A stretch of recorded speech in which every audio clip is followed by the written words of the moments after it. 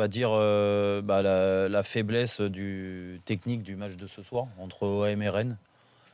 À part les dernières 10 minutes où on s'est un peu emballé avec l'entrée de Grosicki qui a enfin essayé de jouer vers l'avant et de faire des bonnes passes.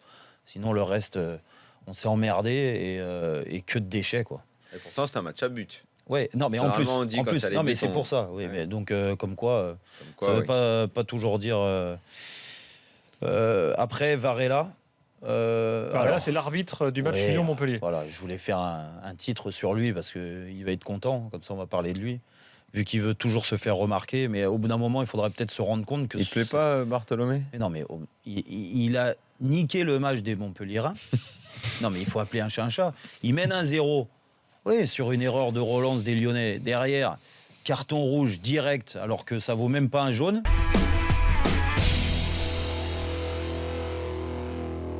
Mes 3 points, donc évidemment Nice.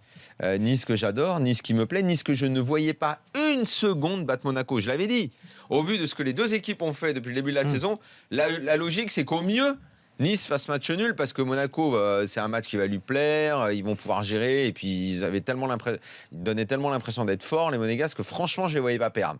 Les mecs qui repartent avec 4-0, quoi. C'est dire la claque que j'ai moi-même pris en regardant ce match, mais ça m'a plu. J'aime cette fraîcheur. Après, un point sur l'OM, parce que l'OM, ça pue vraiment, quoi. C'est là, je pense qu'ils vont jouer le bas de tableau. C'est inquiétant. Je ne sais pas s'ils peuvent rectifier avec un recrutement cet hiver, mais c'est vraiment pas bon parce que c'est pas bon parce que la défense est vraiment pourrie. À ce niveau-là, avoir une défense là, avec Jerry Khan et les autres mecs là à côté, là, franchement, c'est pas bon du tout. On est en train de regretter Rolando quand même. Donc c'est Ubocan oui, que Daniel Ubocan, a rebaptisé Et puis Jerry Khan. c'est une soirée qui me plaît parce que les entraîneurs positifs gagnent et que les entraîneurs négatifs perdent.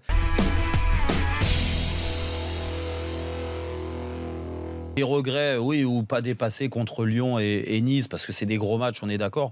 Mais où je suis inquiet, c'est que Marseille, à l'extérieur, ils perdent à Guingamp.